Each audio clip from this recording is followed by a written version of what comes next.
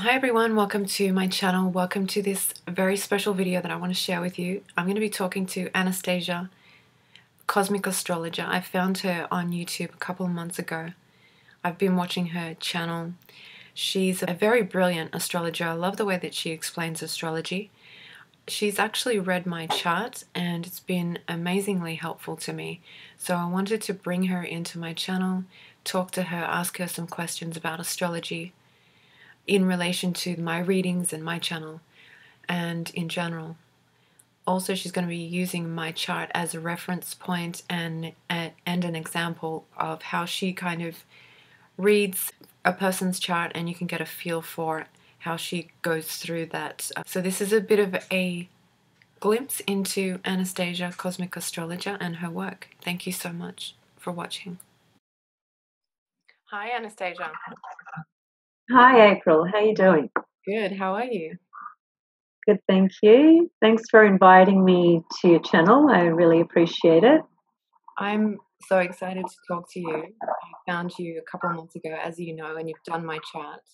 And I just wanted to bring you into my channel to talk about this amazing world of astrology that you are very brilliant at. So thank you so much for doing this special video with me.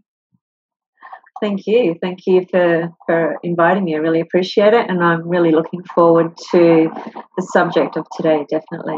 Awesome. So I've got a few questions for you about astrology. And we're going to be obviously referring to my chart as well.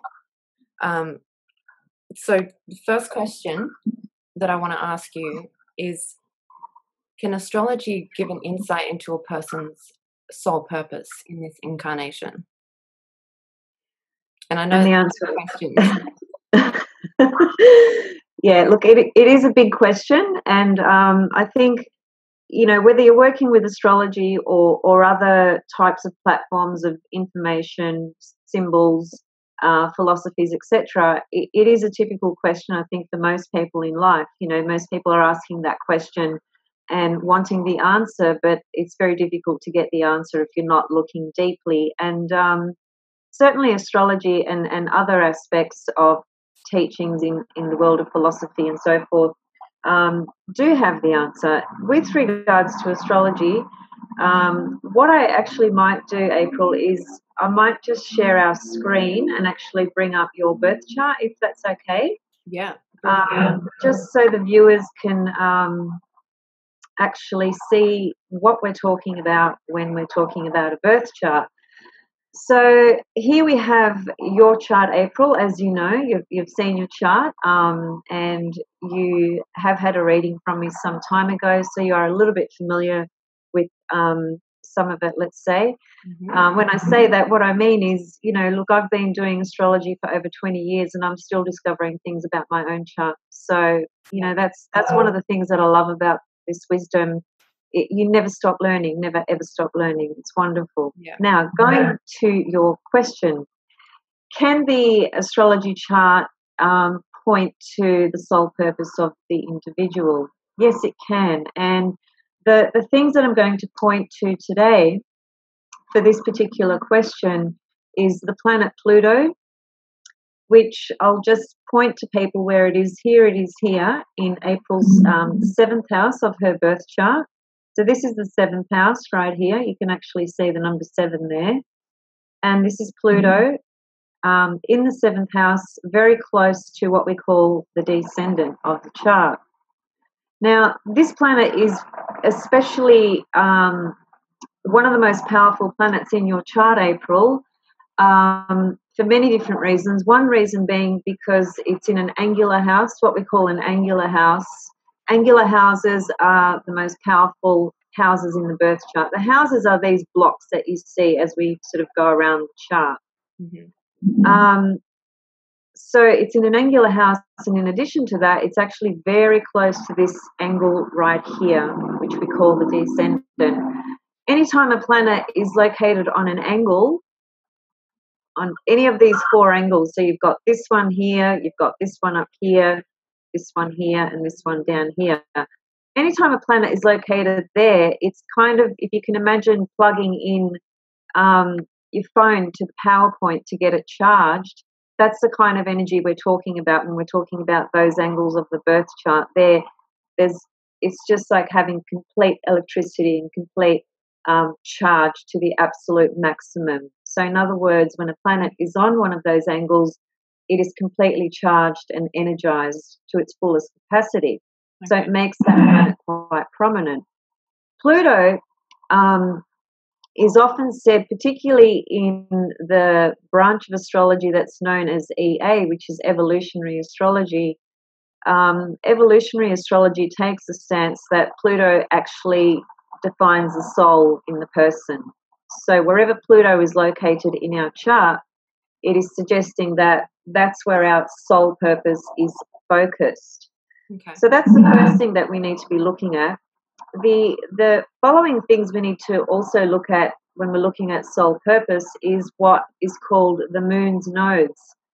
The moon's nodes are not actually planetary bodies, they're actually astronomical points that are basically created from the moon and the earth and so forth. So they're mathematical points. But here they are here, by the way. So here's April's North Node in Virgo in the 6th house.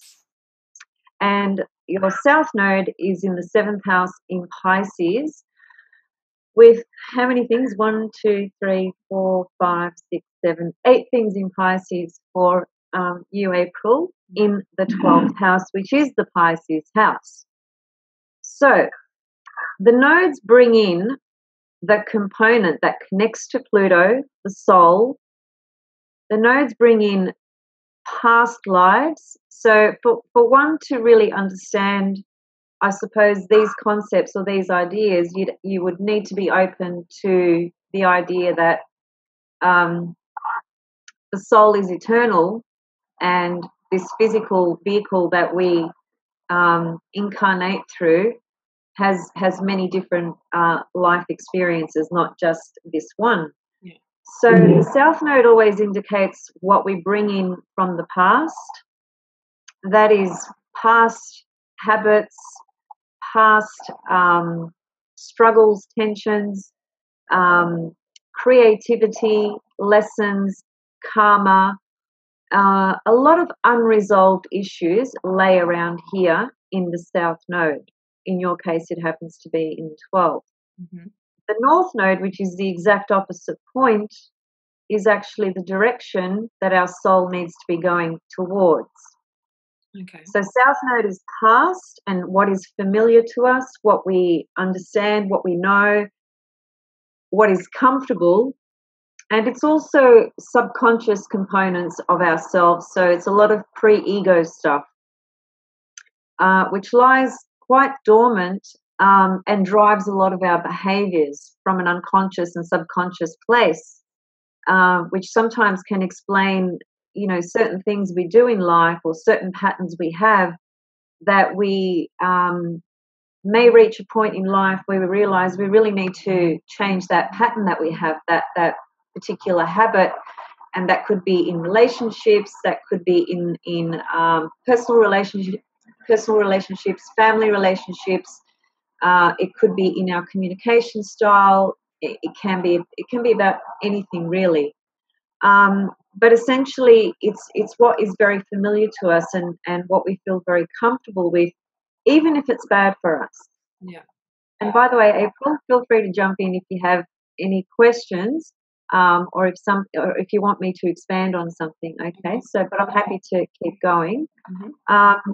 And the North Node represents the direction that our soul needs to go in, as I said. And the North Node it's kind of like, well, our chart, the chart itself, this whole chart that you see here, is basically it's a map. You could say it's a blueprint of a symbolic language. The symbolic language being astrology, and it's a roadmap that can give us a lot of direction, and particularly soul life direction. Okay. The soul life direction can be difficult for people to access when they're operating what I call for lack of a better word, a strong ego life. I'm not saying there's any right or wrong in any of that, by the way, because some people are just through a particular incarnation maybe more ego driven, while others may be more spiritually driven. So there's no right or wrong in any of that, just simply that we are at different stages of our evolution and our consciousness as we're actually going through each incarnation. Right. So Pluto and the nodes are the primary indicators of soul path and soul purpose. So understanding the nature of Pluto in the 7th house, for instance, understanding the North Node in Virgo in the 6th house, the South Node in Pisces in 12th house, and any planets that are close to the South Node or aspecting the South Node. In your case, April, you have Mars conjunct the South Node, which literally means that the South Node and Mars were in this position in the heavens when you were born, so that they were right next to each other. You also have the planet Neptune squaring your South Node, which adds in another dimension. And what I mean by that is this: when we have a planet or planets connecting to the South Node or to the North Node, let's start with the South Node. Planets on the South Node are always indicative of what we've perhaps overdeveloped in the past, in a past life or past lives, not necessarily just one. Right. So we've overdeveloped certain attributes and characteristics and experiences, and they are very strong in us in this incarnation. They're very powerful traits and qualities within us. But again, irrespective of how powerful some of that may feel, the point is that we need to go to the North Node, because that's the direction that our soul is moving towards. Okay. So planets around the South Node, another way of putting this would be to say that those planets can hold us back at times. They can interfere with our roadmap, path, journey to the North Node. And of course, when we have planets connecting to the North Node through certain aspects, then those planets are indicative of what will actually support us on that particular soul path and soul journey. And each planet obviously will describe the sorts of things that will support us, and the types of people, the types of situations and experiences. So, do you want me to unpack that a little bit more, or are you happy for me to leave that there for now? Yeah. That's a lot of planets to have in one house. Sorry, I missed that. It's a lot of planets to have in one house. Yes, it is. Yes. So them being connected to the North Node, can you unpack that a little bit so we can sort of get an idea of what, in relation to what my chart is and what I do with the intuitive readings? Yeah, sure. Okay, so the very interesting thing with you, April, and I'm not sure how much we explored this during your reading, because I know that you can remember that when we did your reading, and just like any person's reading that I do for the first time, there's only so much I can unpack and go through. So I may talk about things here today that I haven't said to you through the reading. I may or I may not, but I'm just putting that out there just in case.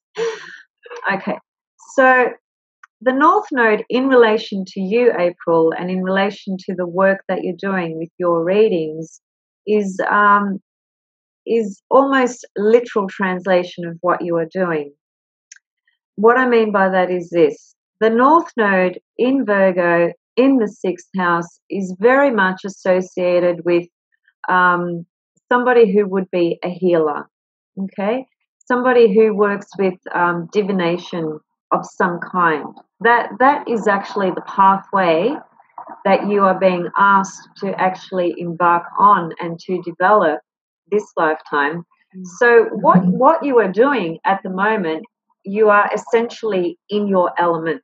You're actually evolving and developing the very thing that your soul wants you to evolve and develop. North Node in Virgo in the 6th house is very much connected to healing, the healing arts in the various ways that can manifest, because there's so many different ways. In your case, and the way you're doing it is actually perfect description for Virgo and North Node in the 6th house, because for a start, my understanding at least of what you do is you are, there's a couple of different elements to it. The first being that you are using a symbolic language as well through pictures on cards.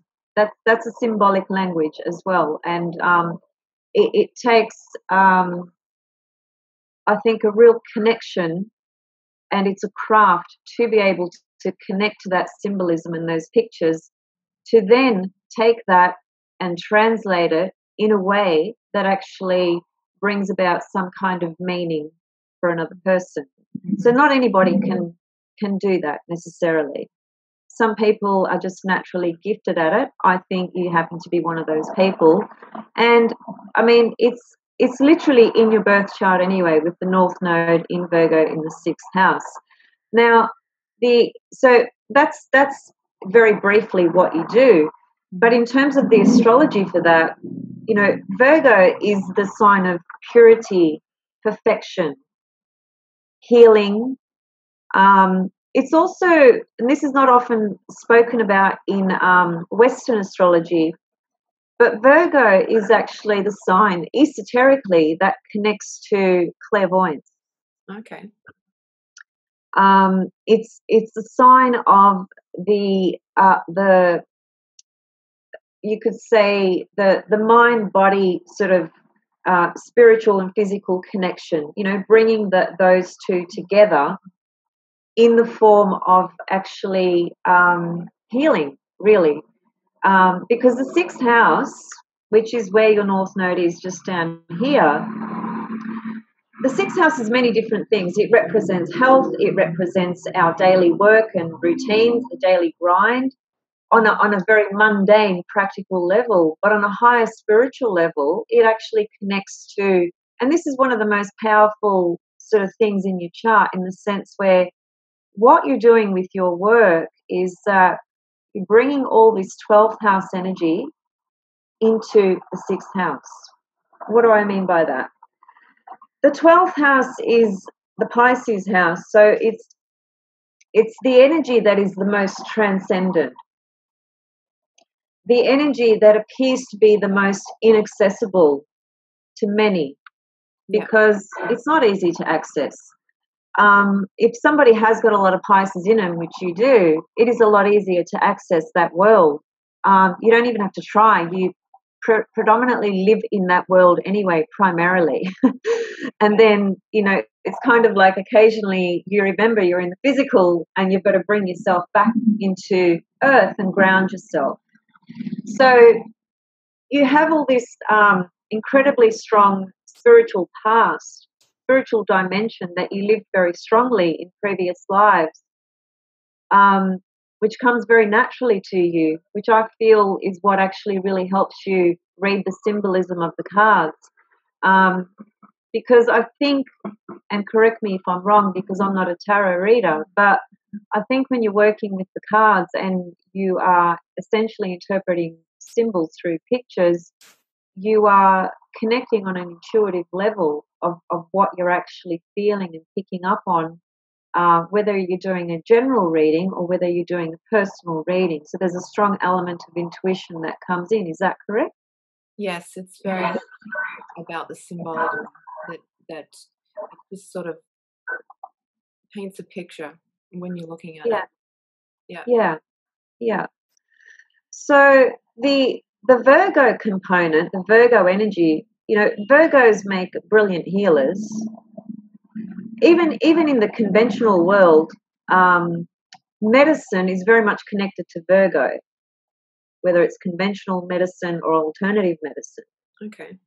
So there's many components of healing that fit into that, obviously. So the North Node in Virgo in the 6th for you is, in another way of putting this, is what you are doing is very, very meaningful on a soul level for you, and you're actually contributing in a way of service to others, because the sixth house is the house of service. And when we have planets in that house or important points, such as the North Node for you, then a big part of our life must somehow be connected to serving. But when I say serving, let me be very clear, because sometimes that word can be quite misinterpreted, in the sense where it might make somebody feel like, well, that sounds like you're a bit of a slave or something like that. But it's not that at all. It's got nothing to do with that. It's simply got to do with bringing in the divine, the spiritual, into the everyday life. That is an absolute craft, to be able to do that. Yeah. Okay, that makes sense. Because I was very interested in all kinds of healing arts my whole life. Massage therapy, alternative medicine. So it makes a lot of sense of where my direction has been, what my focus has been. So Yeah. yeah, very interesting. Yeah, and just to add a little bit more, because of the subject we're talking about, which is healing and service. Um, in this part of the chart down here, where I've got the cursor pointing at the moment, that's the first house, the Aries house, and you have Chiron, the planet that's known as Chiron, in the first house. And Chiron is what they often refer to as the wounded healer. Chiron is also what acts as he's also known as the rainbow bridge. What that means is that Chiron's discovery was fairly recent as compared to the rest of the planets. And when I say recent, I mean Chiron was discovered in 1977. So that is actually quite recent when we're talking about the discovery of planets. Okay.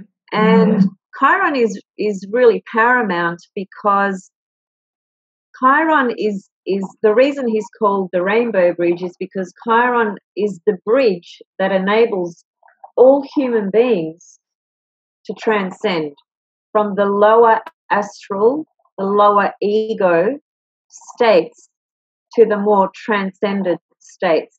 Transcendent states are described by Pluto, Uranus, and Neptune. Okay. So those three planets are called the outer transpersonal planets.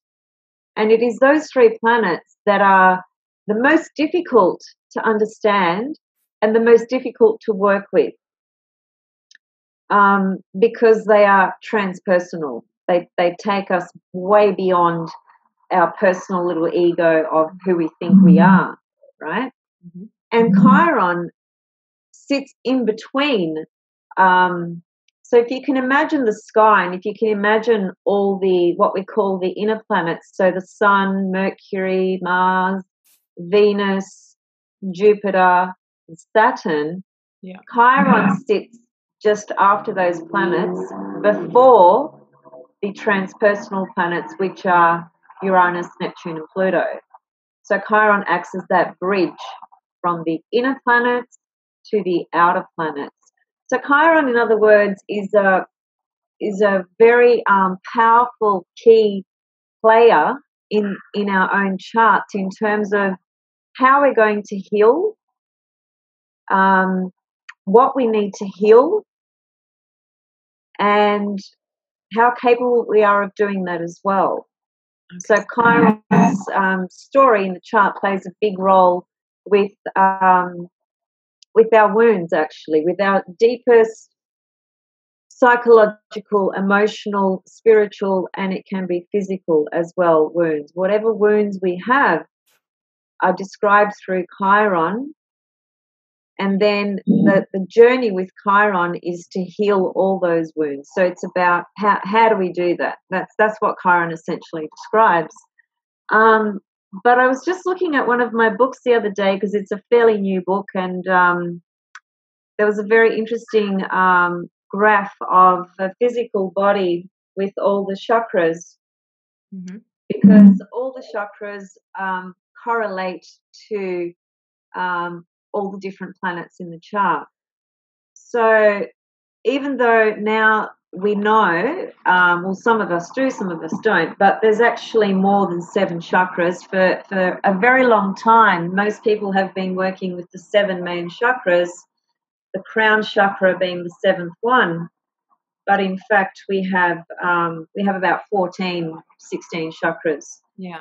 But anyway, that aside, if you can just picture the 7 chakras, the standard ones that most of us know, well, Chiron actually is pictured right here on the third eye in this particular diagram. And I was really blown away by that because I hadn't seen that before. And the third eye is what? It's our intuition, it's our spiritual vision. It's what actually enables us to get out of the mental linear left brain and enables us to access the right intuitive brain, which some people are able to do that quite easily and some people are not. And there's different reasons for that astrologically as well.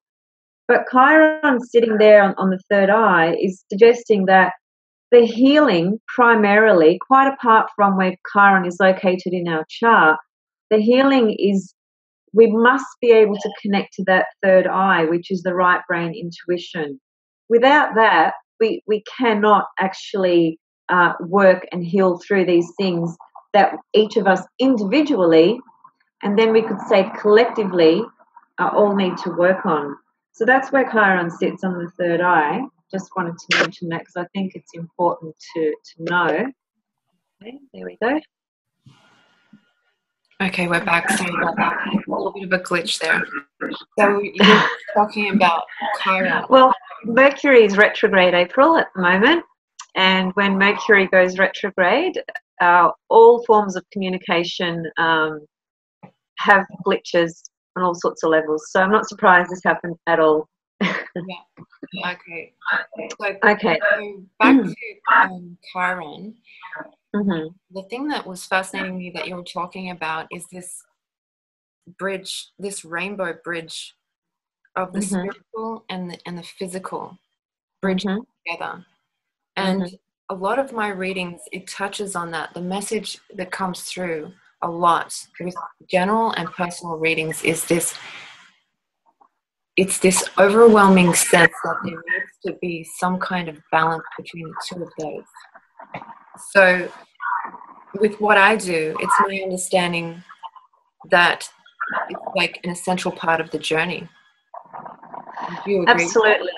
Oh, yeah, absolutely, 100%. And that now brings us to the next part of what I will share with you and your viewers around this question and how this is seen astrologically. Now, this might take us about 30 minutes to get through, so are you ready? I'm ready. Okay. All right, so just leaving Chiron aside just for a moment, and we'll bring Chiron back in because Chiron is connected to what I'm about to talk about. The thing about astrology, well, there's many things, but one thing that astrology does really, really well is it points to very powerful passageways in life and very powerful cycles that we go through in life, which correlate with very specific ages in life and also then correlate with very specific planets. So, for instance, the major cycles that are experienced and seen in life at various ages begin. The first one begins with what's known as the Saturn return. I know you know what that is, and maybe some of your viewers do, maybe some of them don't, so I'll just unpack that a little bit. The Saturn return is basically showing you when you were born, the planet Saturn was in a particular sign of the zodiac on the day and time and place of your birth and located in a particular house in the chart. For you, April, it's down here, appearing to be in what we call the 5th house, but technically it's in the 6th house. And what I mean by that is, if you note here, you can see the number 9. That's telling us that Saturn is at 9 degrees of Virgo when you were born. And the 6th house cusp, which is right here, is also at 9 degrees. That actually technically places Saturn in your 6th house, which, by the way, adds a lot more importance to what we've already touched on about your North Node in the 6th, which is your life direction, your soul purpose and life direction.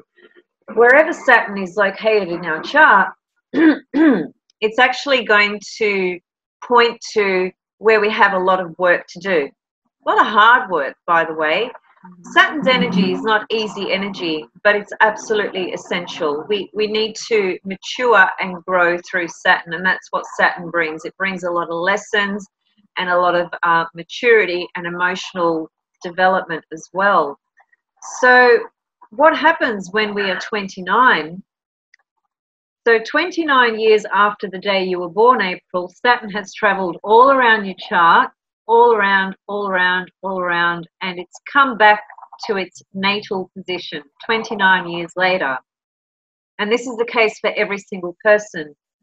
So 29 years of age is the first major passageway in adult life that we encounter with the world at large on a number of different levels, both internally and externally. So the Saturn return operates kind of like a crisis time. What it does is it forces us essentially to assess the physicality of our life and what we've created up until that point. So things like relationships, jobs, location of home, all those things can change, all of them at the same time, or it could be one or two of those things. It's a massive, massive crisis in consciousness, but from a physical point of view. Okay. So if you think about it, like up to the age of 29, we've more or less we've been growing and developing as an individual and sort of finding our feet, if you like, in our life and in the world.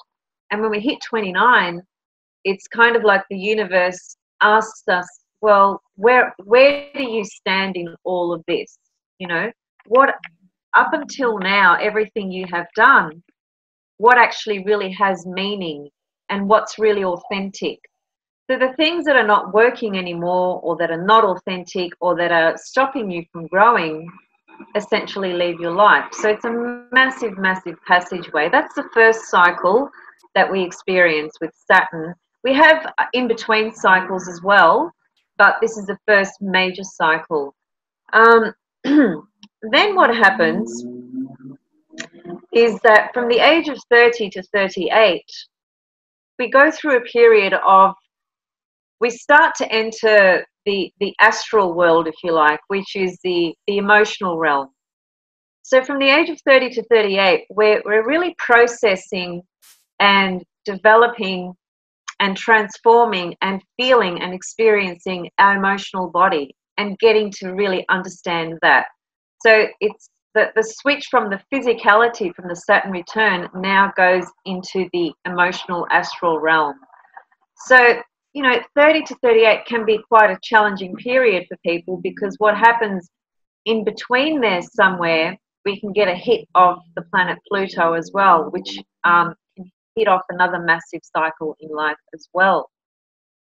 And then when we reach 41, 42, or it can happen prior to that and up to the age of 45, depending on when you were born and where Uranus was in your chart natally, because Uranus has a very unusual elliptical orbit.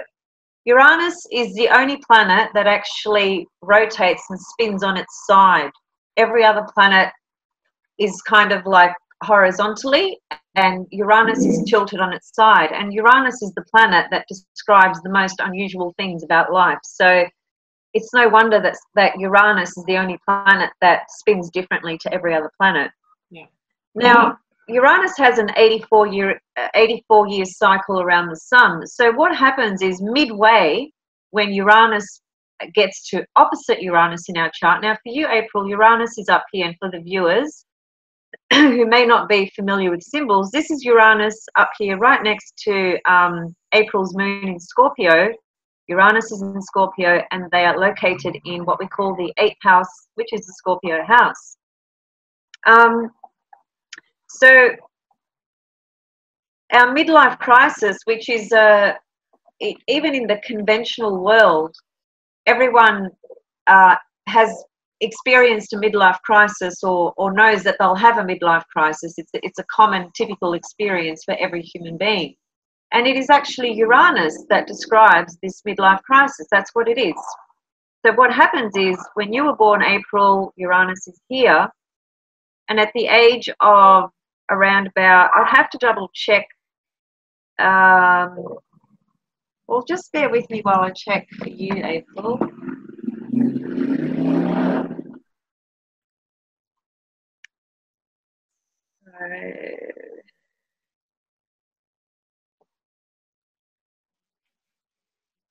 Yeah, so yours is yet to come, April.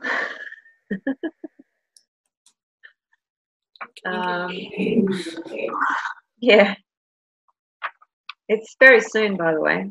I think I must have mentioned this in your reading. No, actually, it's later than I thought. Sorry, yeah, it's later because Uranus is later. Okay, yeah, just bear with me. So, April, yours begins in May of 2023. So perhaps I didn't touch on that because that's, 5 years away, right? And we didn't actually project that far into the future. But look, this cycle of Uranus opposite Uranus is really probably one of the most important life cycles that we go through, because it's kind of like the spiritual and the physical are now in absolute crisis. Okay. So what it does is I mean, I don't want people to be afraid of that when I say absolute crisis, because this particular cycle can be so incredibly liberating.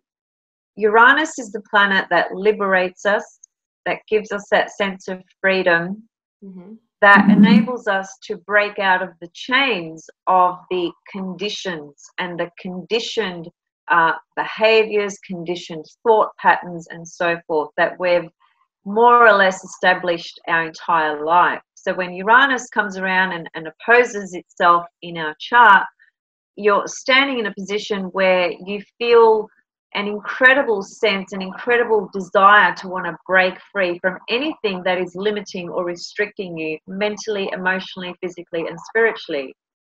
So it's an incredibly powerful time because it's a crisis. We've really got to face very honestly, where we are in life, what we've achieved and what we've done so far, but not from that material plane. This is not about assessing material worth. It's actually about what brings about the question, why am I here? What is my life purpose and meaning? What sort of spiritual life do I have, or what sort of spiritual connections do I have? What do I understand myself as in terms of being a spiritual person? So it causes us to ask the deeper questions about life.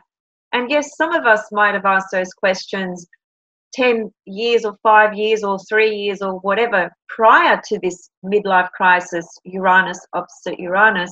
And if that is the case, the people who, let's say, have asked that question and reflected and investigated prior to this midlife crisis point and cycle, well, then what it means is that the question that they've been asking for quite some time, they finally arrive at a position where they can actually start to really make sense and get some answers for themselves and where they really are on a spiritual level, and how liberated they are, if at all.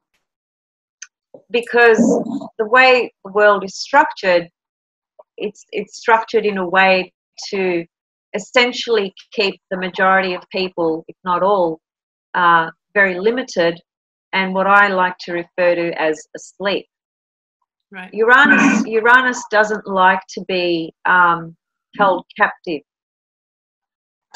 Uranus in mythology, April, is the god who's known as the sky god. His name is Uranus. Actually means sky god in Greek. That's what that name actually means. And in mythology, just very briefly, which this is really important because it helps people understand what this energy really brings. Uranus actually stole the fire from the gods and gave it to humanity. And what that translates to is into Uranus basically wanted to make the human race conscious. That's the symbolism of stealing the fire from the gods and giving it to humanity. He wanted to wake everyone up. So Uranus is known as the energy that is the awakener. It's what wakes us up.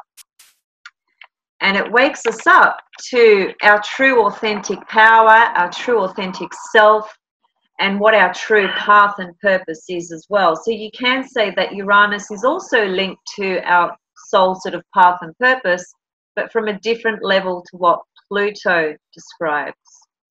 Okay. So that's the kind of third major life cycle, which for some people can start at the age of 38, by the way, and for others it can start later at 45 years of age, because of, as I described before, that Uranus has this very unusual elliptical sort of orbit, which what that means in plain English is that every planet moves in a direct motion, and at some point will move what is known as retrograde, which is an appearance of the planet moving backwards, and then it will come back and it will move forward again. When Uranus does this, it does this in the most unusual way, unlike any other planet, and that results in this cycle appearing at different ages. It's so radical. It's not fixed. And in addition to that, we also have the planet Pluto, which is the planet that rules the soul, that is the soul, that describes the soul, that you are, that I am, that your viewers are. And when we have, I guess I might just sort of go back to your question, and also just because the question, which was a little bit longer when we talked about it previously also, which we've kind of already touched on, it's about the, you know, how do you see, I think you asked me, how do I see the physical and spiritual sort of merging in your chart, right? So Pluto describes that as well, because Pluto is the soul, and the soul needs a vehicle to express through, doesn't it? Right. And the vehicle that it expresses through is actually the moon. Okay. So the moon then comes into a lot of the soul's purpose, in the sense where the moon becomes the vehicle that expresses the soul's purpose. So in other words, the moon becomes a big player in the chart of how the soul is going to communicate and express and explore and experience and investigate and so forth. Mm-hmm. And for your viewers, just to know that, you know, you have your signature, the signature sign and element in your chart is water, first of all, because you've got a lot of planets in water, and the sign predominantly is Pisces, because you've got so much Pisces, and you've got very strong Scorpio, because you've got moon in Scorpio, very close to Uranus in a Scorpio house. Mm-hmm. That's important because as I've said to you through your reading, when somebody primarily operates from the water element, they're generally not an individual who expresses through language necessarily, as in speaking a lot, Right. because where they operate from is from the internal emotional body, the astral realm, and they experience and feel things from these much, much, much deeper levels, which also connect to the unconscious and subconscious within us. And it can be very difficult sometimes to bring all that up into language and speak it. Yeah. And I think you would agree with that for you, April, that you feel things incredibly deeply. And sometimes the challenge can be trying to find the words to match that experience. Yeah, I would totally agree with that. It's a very difficult challenge to find words that match the feeling so that the other person could possibly understand the feeling. So with the readings that I do, I'm feeling so much and I'm letting the words I'm just letting the words come out the way that they come out. So Yeah, yeah, it's a translation, it's translating. yeah, yeah. Um, so just to give a contrast to that, so that viewers can understand the difference. So somebody who's got a lot of air in their chart, Aquarius, Libra, and Gemini, they're the three air signs. Mm-hmm. So somebody who's got a lot of the air element in their chart are essentially, they are the communicators. They are the ones that use language to speak a lot. They are leaders in communication. That's where they operate from. Right. So the elements are very important, in other words. If we have a lot of water, if we have a lot of air, or if we have a lot of fire, and it's important to recognize within that as well, that we can have too much fire or too much water or too much air or too little and so forth. Even those components in a chart can describe certain challenges or problems that we experience as well. But anyway, we're getting a little bit off track. So I'll just go back to, I was just talking about the major sort of passageways or transitional points in life. As I said, the first one is 29 years of age with Saturn, and then from about 30 to 38, we're developing the astral emotional body, which is very, very powerful and intense on an emotional level. And if we have relationships during those years as well, which most of us do, that's a really, really testing time for relationships. But in fact, all these three passageways are really intense if we are in a relationship, because the crisis that we're going through is it's kind of like a crisis in consciousness, which causes us to go very deep within and face a lot of our fears as well.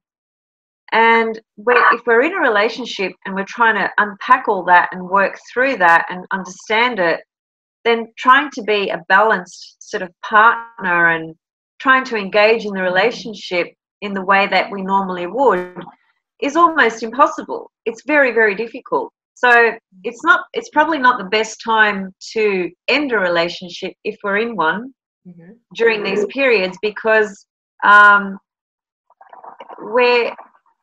we might make a decision just on the sheer sort of fact of the intensity that we feel.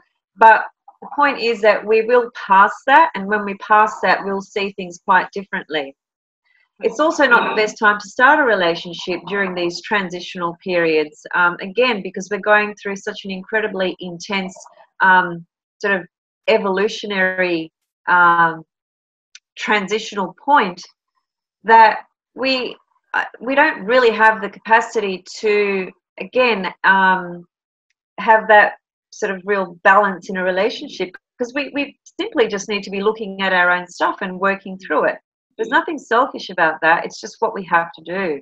Yeah. And these life cycles and transitional points they point exactly to that. They force us into looking at these bigger questions and transforming and dying and rebirthing. You know, it's all part of it. We absolutely need to undergo it. Yeah. And when you're talking about Pluto, where we can have our first encounter with a major aspect from Pluto in our chart, which for you, April, so April, you have Pluto in the 7th house, as you know. Currently transiting Pluto. Pluto moves very, very slowly. It takes 248 years to move around the sun. It's the slowest moving planet. I was thinking about this yesterday and I thought we'd have to have 3 and a bit lives to experience a complete Pluto return. Wow. So we never experience a Pluto return in one life. Well, unless you know someone that's 248 years of age. Okay, so Pluto's slow movement, I think actually on a spiritual and soul level is saying something really, really important, because our soul lessons, our soul growth and our soul evolution has got to be the deepest experience and component of who we actually are. So its movement being very, very slow is suggesting that as it travels around the chart, you know, it could spend 30 years in one area of our life. Imagine that, 30 years in just that one area. And when I say one area, I mean like one house. That's one area. Yeah. At the moment for you, Pluto is somewhere up here in your 10th house, April. So you had your first, what we call Pluto square Pluto last year. Okay. So last year would have had to have been, and we don't need to unpack any personal details, but I will just say this, that last year would have marked an incredibly critical time in your life, and you would have had to go through the process of death and rebirth in some kind of way, letting go of things, certain structures breaking down, things leaving your life. But it's a very painful experience. Pluto does not let us have any fun. Yeah. Pluto is the one that will ask us to go to our deepest fears, and it will expose them. And it will expose any bullshit basically in our life. That's what Pluto does. Pluto was the king of the underworld. Okay. And that's symbolic of our unconscious. Yeah. So when we have a Pluto transit in our life, which is marking a very significant cycle, it's a cycle that begins that's all around death and rebirth of the various components that make our life. And the very thing that the majority of people fear is death, in terms of the physical death, because the fact is we have multiple deaths in the one incarnation in terms of psychological deaths and emotional deaths. We have those a lot. Yeah. And, you know, for example, when we end a relationship, there's an emotional death that we experience through that. So any grief process, that's a Pluto experience. So what I'm trying to say, I guess, with these examples of these life cycles is that this idea of balance of the physical and the spiritual is, I think, fundamental for every single human being. And the fact is that the way the world has been shaped, you know, in the last 1,000 years or whatever, there's been so much focus on the external, which is the ego, and that has resulted in our disconnection from the spiritual, in our disconnection from our heart, and our disconnection from the earth and nature. Yeah.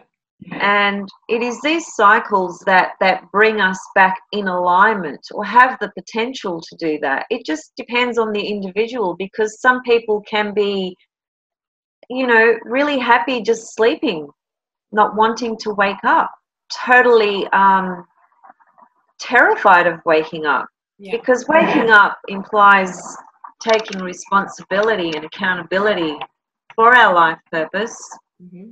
our life direction, and quite apart from our own life, the effect that we have on the world and on the earth and at the collective at large. So every little thing we do, has ripple effects. And when we enter these cycles, we can get a glimpse and make a connection with those sorts of things, and hopefully, ideally, um, get rid of the things in our lives that are shallow and fake and superficial and all that sort of stuff, and start finding that deeper sort of connection and understanding of why we're here, and how we can actually um, help the earth, because the earth is, I mean, it's a pretty big part in all of this for us. And just on on the same sort of level, but I guess from a collective level, the things that represent this, because in one of your questions, April, there was a mention there of, that there are a lot of people that you experience through the readings that you do as well, that are, wanting to understand more about that physical, spiritual balance, that are asking questions around that, or, that are working on that in their life and so forth. And I think your question was, well, what indicates that personally, and what indicates, the changes that are sort of going on out there collectively. Right. And there's, that's, it's sort of hard to answer that in a couple of minutes, but again, these personal cycles that I just defined, the same thing happens on a collective level. So to give you an example of that, the planet Pluto, which rules our soul, when we look at Pluto in terms of generational influence, and an influence on the collective out there, then what we're looking at is Pluto basically pulling down and pulling apart and smashing through all the bullshit out there in the 3D world.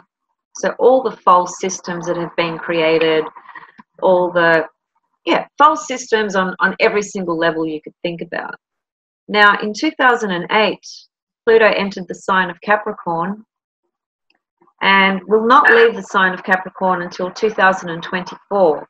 Mm-hmm. That's a pretty long time. So from 2008, if you think back even now in the last, decade, there's been a lot of, for example, a lot of exposure around churches and pedophilia and, all those sorts of things. Well, this is Pluto in Capricorn, because Capricorn symbolizes the systems on that very conventional level of this 3D experience.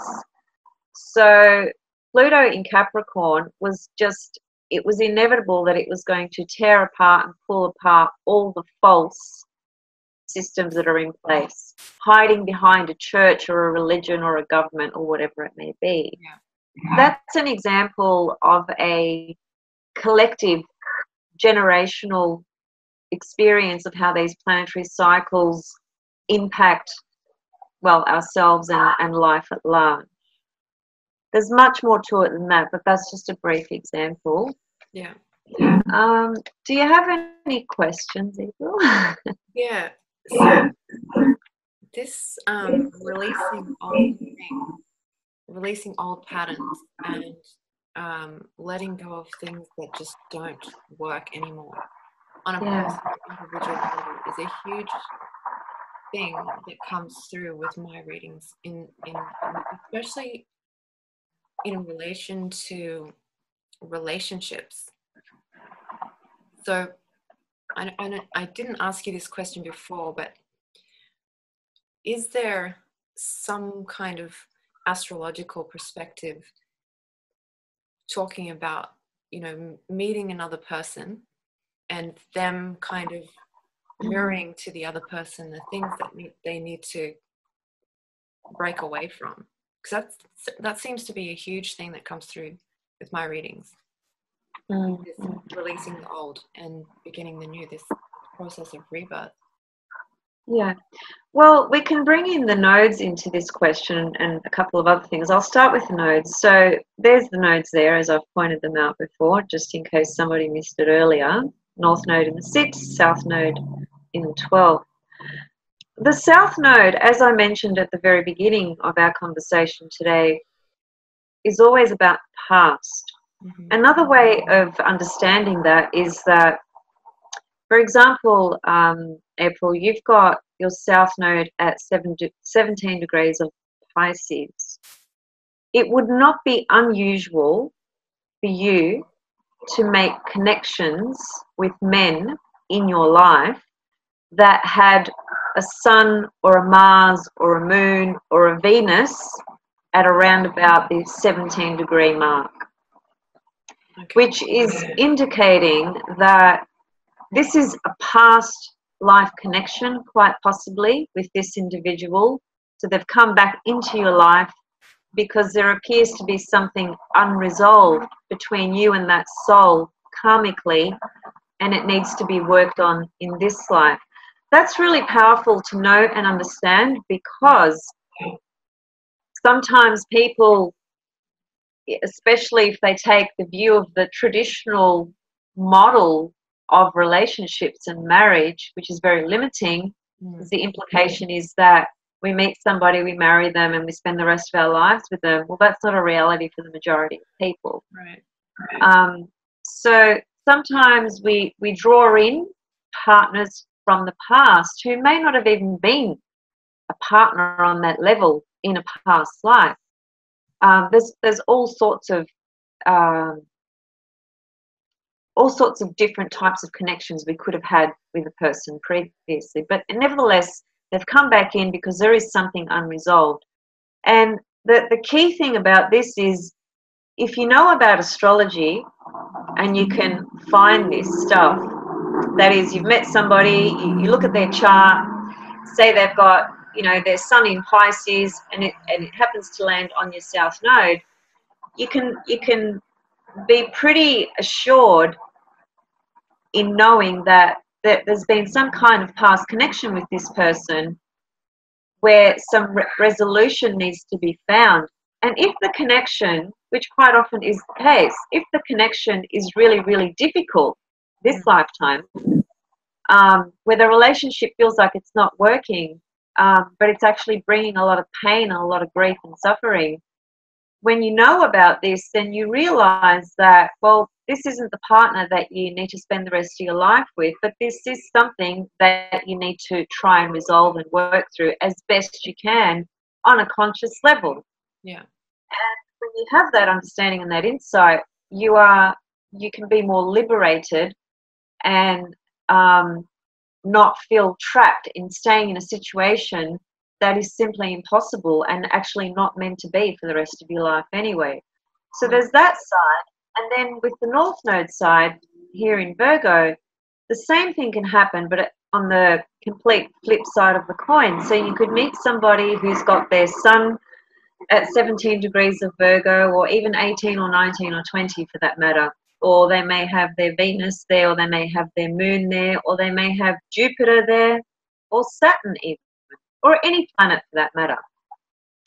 And depending on the planet that is actually connecting to your North Node, that will describe the nature of the connection in the relationship. But essentially, whatever person's planet connects to your North Node, April, that is an indication that this person is, come into your life this lifetime to actually help you on your soul purpose and path. Okay. That doesn't mean that it has to be a relationship that is for the rest of your life either. It may or it may not be. Yeah. Because it may just be a friend. It may just be a business partner. It may it doesn't necessarily have to be a personal relationship. Okay. But just an important connection that essentially helps you get on track with your North Node. So the nodes are very interactive in our life from a past, present and future perspective with regards to the people that come in and out of our life. Does that answer your question? Yeah, it does. And so when we meet these people that we have connections with, and it can be multiple times in our lifetime that we meet someone that we feel that kind of past life connection with. On a conscious level, this kind of mirroring effect, once you are conscious of that, I feel like you shift into a new kind of sort of like a personal involvement. Would you agree with that? Absolutely. And I think the reason you're saying that and feel that quite strongly in your life, April, is because if we go back to Pluto for you in your 7th house, which we didn't unpack this, so I might just do that now just a little bit. Mm-hmm. We said that Pluto is a soul and it describes a soul purpose. So Pluto in the 7th house is always, always indicative of a person who is born that has incredibly strong desires to experience a number of different relationships. Because there's an incredibly powerful transformation that is there for you, for instance, April, that you can experience through relationships. And also, when you have Pluto in Libra, which you do in the Libran house, from a soul level, that's actually suggesting that this lifetime, you've actually begun a whole brand new rebirthing cycle of relationships. So what that means is, because you've got a lot of 12th house stuff, which means you're going to potentially pull in some past life people into this life, mm-hmm. I just get the sense that you'll have those experiences where some of those come in, but you will realize very quickly that they're actually stopping you from progressing and moving forward. And when you realize that, then you tap into this Pluto in the 7th house, which is the desire to transform and feel rebirth through relationships, because it's a whole brand new cycle of relationships. Pluto in Libra in the 7th. Having said all of that, though, there's a number of things that I haven't talked about when we're looking at the soul's purpose, simply because we'll probably be here for hours. But I'll just quickly bring this in as well. When we're looking at Pluto as representing the soul and our soul purpose, and what it means in the sign that it's in and the house that it's in, we also need to look at what aspects it has. We need to look at what houses it rules. There's a number of different things. But one of the other things we look at is the opposite house, which may not be seen very clearly here because of how large your 12th house is. But the fact is that Pluto is right opposite your 1st house. The 1st house is the Aries house. It's the house of self. It's who you are in your total embodiment, or the birthing of your embodiment. Mm-hmm. It's your physical body as well. So when Pluto is in the 7th house, we need to take into consideration this polarity point as part of the story that describes your soul purpose and soul evolution. So there's an inherent desire, intense desire, intense attraction to want to experience relationships on the deepest of deepest levels. However, while you're doing that, you need to somehow bring in the balance of the 1st house, which is remembering to not lose yourself totally in the relationship and maintain your own individuality and power.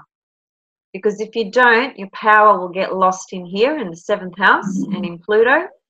And that just describes a number of different things, such as power struggles, controlling, you know, all that sort of stuff. Because Pluto is the planet that connects to obsessive behavior, controlling behaviors, all that sort of stuff.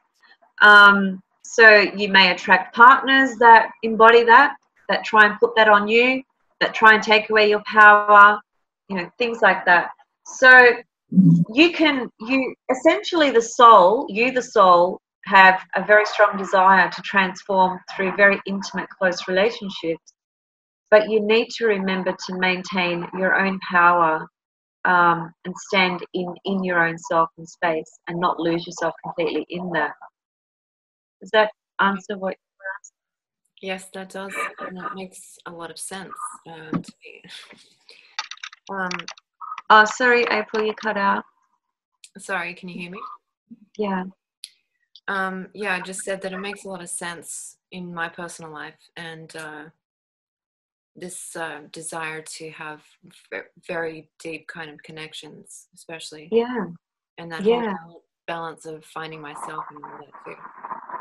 Yeah, and standing in your own power, like feeling the power and the intensity of deep connections, but being able to stand in your own self, you know, independent and strong and self-empowered. That's one of the key messages here with the Pluto polarity in the first house, because the tendency is to go very deep into the relationship and the other person, and get very lost in that and lose yourself, and that comes at a very big cost. It's not good for you, Yeah. or for anyone who might have this configuration. Yeah. Do we have time for any questions, or Yeah, just moving away from my yeah, relationship? yeah, yes, we shall do that. Yes. See if there's something I've left out here.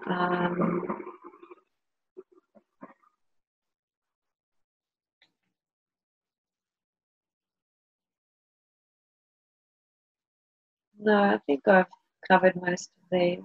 What do you have a question in mind? Well, I did want to ask you.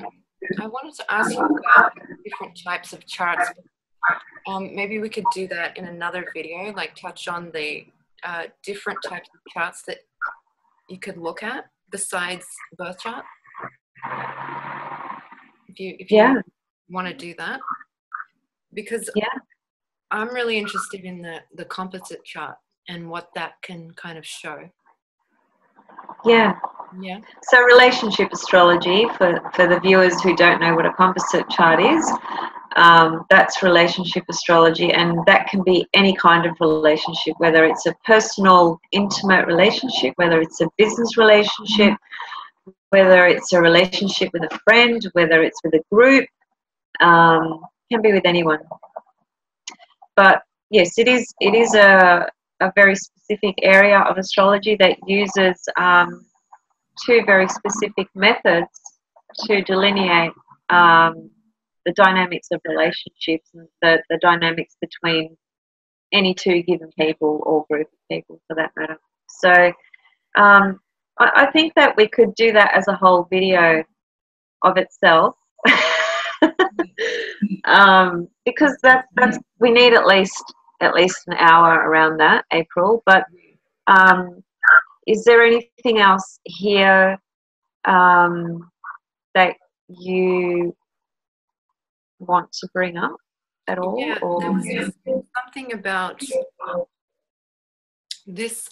I keep wanting to go back to this releasing old stuff thing, because it's something that is really strong in my personal readings and general reading. What is actually happening astrologically to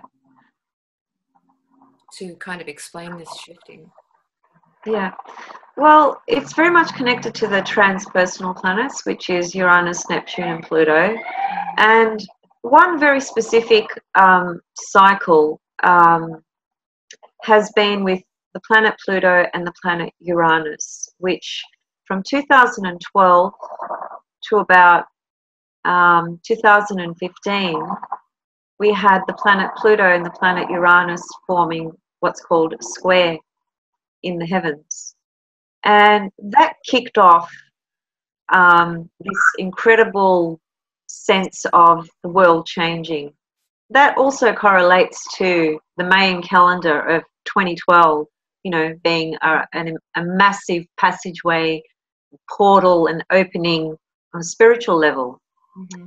And there's a lot of prophecies around, you know, all the incredible changes that are happening energetically on this earth plane, which, according to certain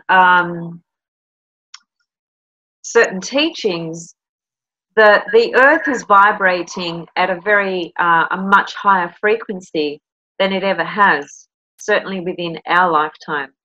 And all of this was kicked off around about 2012. So the people that thought that, you know, 2012 marked the end of this 3D world, that was really a misinterpretation of what really was being prophesized instead. What they were really talking about is that energetically there was a massive shift taking place with the earth. Now, how does this relate to your question? This is how it relates. That shift that took place has impacted every single soul, and therefore every single person's consciousness. And what it has done, it has stirred things up within us to be shaken up and woken up, as it were, so that we can finally start to see the truth of our own divinity, our own power, and who we actually are. And then what happens with that, once we start getting a glimpse of that, we start to realize all the false bullshit that's out there that's been fed to us since birth. So we have this desire to want to break free from conditioning, from old patterns, from eating junk food, from slaughtering animals, from, you know, the list goes on. So there's this incredible sense of consciousness expanding, in other words, on a collective level. Now, astrologically, as I said, this correlates with Pluto squaring Uranus, which started in 2012. And in order to understand what that pattern really means, we have to go back to when that pattern actually started, which was in the 1960s. So if you think back to the 1960s, even though I wasn't born then either, I'm sure you know as much as I do that the 60s really marked a time of, you know, love, revolution, freedom, creativity, you know, all that sort of stuff, right? That started with Pluto and Uranus beginning a brand new cycle. Now, what's happened is from 1960, this is how long it's taken, to 2012, those two planets, where they started out conjunct right next to each other, in 2012, they're in a different relationship, but a very strong relationship again. So in 2012, what we started to see, as I said before, is this sense of people waking up. You know, if you look online, whether you're on Facebook or any social media or whatever it may be, there's a lot of groups, communities, people connecting, trying to, you know, sharing and discussing their spiritual sort of awakenings and you know, on a personal level. And then there's, you know, thousands of people all around the world meditating at the same time together for peace, and, you know, all these different things are happening because of this. Also, the incredible sort of crises that we're sort of seeing collectively out there in the world is also described by this Pluto Uranus, because it's kind of like what began in 1960 was the birth of a cycle of wanting this freedom to be who we truly are in our own divine sort of power, which is that whole love, you know, thing. And in 2012, what happened was the world, you could say, was faced with, well, what have you been doing since 1960? How have you actually actualized this energy? How is it actualized in your life individually? and how are you contributing to the world at large collectively, Yeah. you know, so that we can walk in truth and stand in truth and, you know, open our hearts and speak from our heart and all that sort of stuff. So that's in a nutshell, you know, and in summary, obviously, what is actually creating this wave of awakening that is intensifying by the day. And certainly a lot of other things that are happening astrologically, such as all the different eclipses we have, they intensify and magnify these energies as well. You know, this year we have 5 eclipses. We've already had 2, we've got 3 left. So this Yeah. is a really big year again, as it was last year, but this year is a really big year again. And that solar eclipse that happened last year in America in August, massive because of where it happened in America and the fact that you could visually see it in various parts of America, that says something quite strong about the actual country itself. And I think what's happening subsequently, when you look at you know, look at the uproar of these gun laws. I know it's been going on for some time, but it's becoming more intensified. You know, people are getting you know, really upset and really pissed off about the lack of, you know, awareness and the lack of responsibility and, you know, all these things that are happening on these bigger scales. This is because of these planetary sort of patterns and energies that form, that essentially create, in the same way they will create a transitional passage or crisis in our own life, they will do the same thing but on a collective scale. And because of where we are now in 2018, because of the amount of people on the earth that have actually woken up, and the waking up comes from doing the work on yourself first. Yeah. That's where it always has to start. And it started for many people, and it's really intense, and it's just breaking through and smashing through a lot of the deception and illusion and conditions that have been imposed on us in one way or another. Um, so energetically, because of these planetary patterns and so forth, the energy is actually getting faster and faster and faster. And think about this 3D reality, this physical form, is it's the most dense form, this physical experience. So everything seems slow, right? Because it's dense, that's physical matter. But when we're talking about working spiritually, then what we start doing is we start intensifying and speeding up the energetic frequency within our own self. And as we do that, that changes the frequency of the earth as well. So the more people that do that, the more we get these massive changes happening out there. But, you know, no great change that can impact the collective comes in, you know, smelling like, you know, a bouquet of roses. It's got to come through deep crisis and what appears to be like endings and death and rebirth and so forth.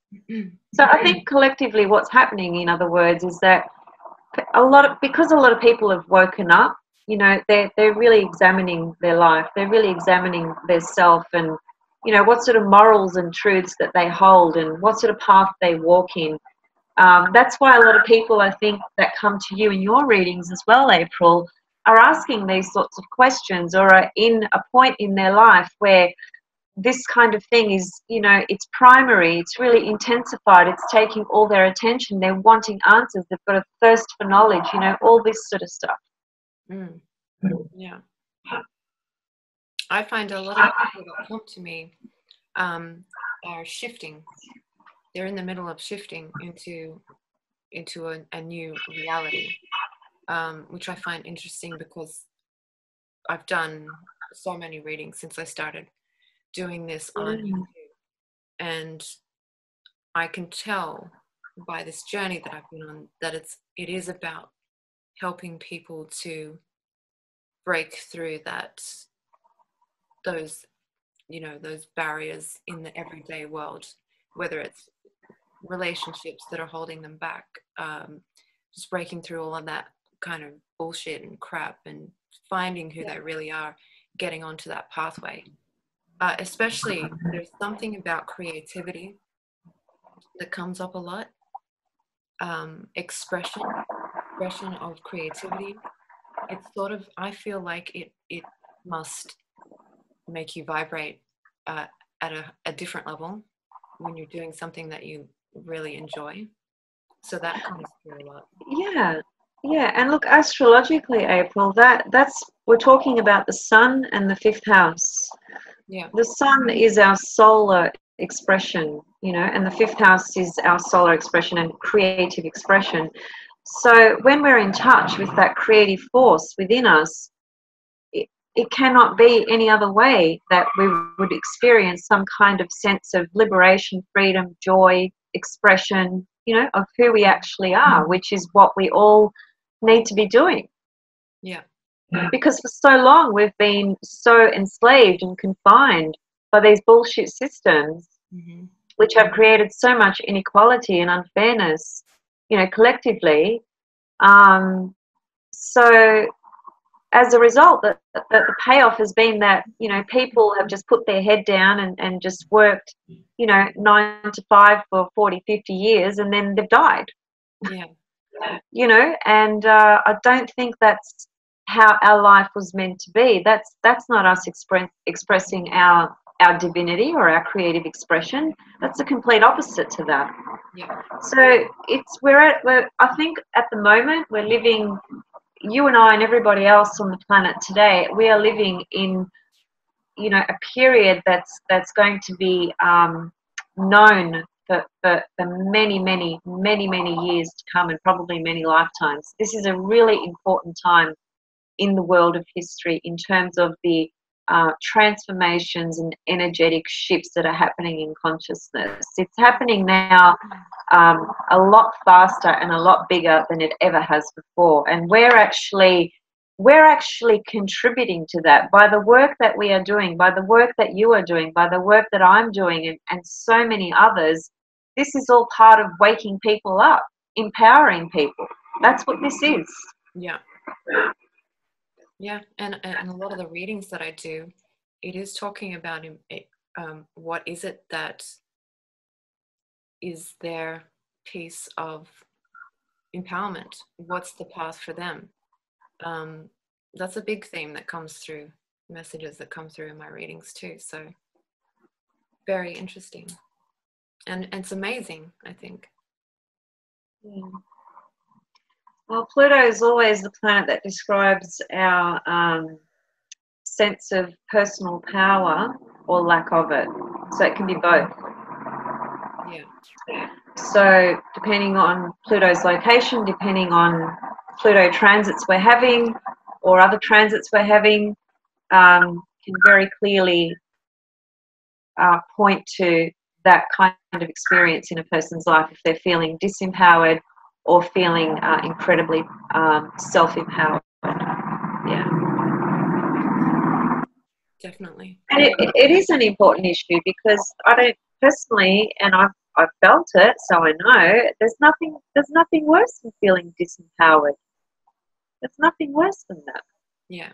That's why, you know, people, they don't want to feel that, but I think we all have to at some stage. You know, it's inevitable, part of our evolution. Yeah, and I think a lot of people experience this in relationships in general. The people that come to me for readings, a lot of it is getting out of disempowering situation in the personal life. So if you've got it in an everyday kind of circumstance, it's, Yeah. I feel like now is a time to I just get a lot of people that are looking for that kind of connection, reconnection back to the self, especially this month too. With Well, you know what, with your chart, that's very interesting because, you know, I mean, quite apart from what we said about Pluto earlier in your birth chart, in your personal life with relationships, the other component that we didn't discuss, and I'll just touch on because it's relevant to the comment you just made, Pluto in the 7th house can also be the person that acts as the agent of transformation in one-on-one healing sessions, whether it's through, traditional classical psychology or counseling, or whether it's through the medium that you are choosing to use, which is tarot, or whether you're an astrologer, or whether you're a crystal healer or an angel healer, doesn't matter, whatever. Doesn't matter what method you use. Yeah. But somebody who has Pluto in the 7th house has, again, a strong desire to want to help others transform and self-empower themselves. That's what they're good at. That's what they can do. Yeah. So again, there you go. Living out your chart. That's what you're doing with this work. It's very interesting. I actually don't like any kind of employment or job position or business that I'm doing that doesn't have something to do with helping another person get up, like rise up in some way, whether that's just in a trivial kind of way or transformational, life-changing thing. So that's really interesting to have that validation in my astrology chart.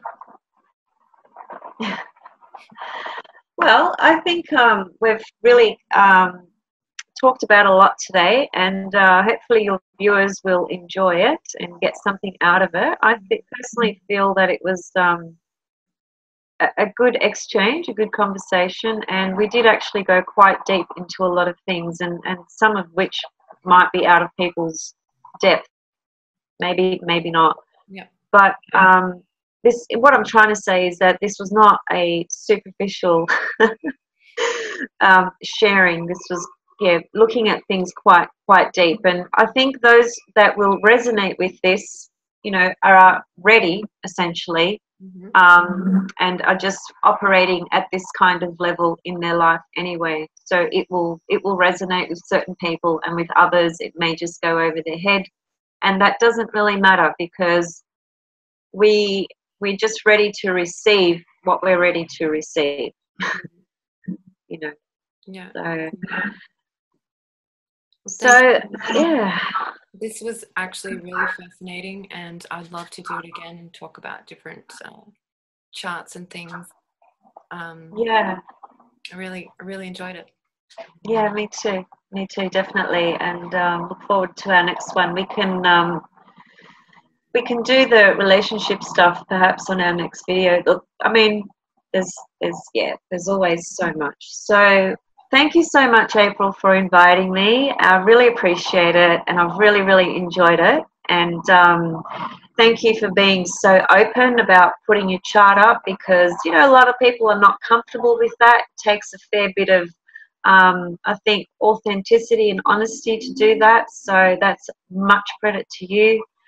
And thanks to your viewers for watching, and I hope you guys enjoyed this. And I think April's going to give you guys, or has already given you guys, my details if you did want to contact me, but I'll leave that for April to share with you. And April, thank you again.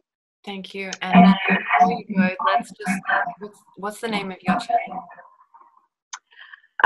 So it's Anastasia Zoe Cosmic Astrologer is the name of my YouTube channel, and I have recently started that. So I've got about 63 videos up there at the moment, on all various components of astrology. So those of you who are interested in learning more, check my YouTube channel out, and see how you go, and enjoy it. Thank you, Anastasia. I'm watching your channel. Love your channel, by the way. Love yours too. It's fantastic. You're in your element, and your viewers are very fortunate to have you, because they don't, I mean, unless they know astrology on the level that I was discussing today, they wouldn't know that you're actually really authentic in what you're doing, and you're just living your element, which is so beautiful and so powerful. So that's to your viewers. They're very lucky. Yeah. Thank you. I appreciate you saying that. It's true. Right. Namaste. Namaste, Anastasia. Bye. Talk to you soon. Thanks. Bye. Much love. Bye.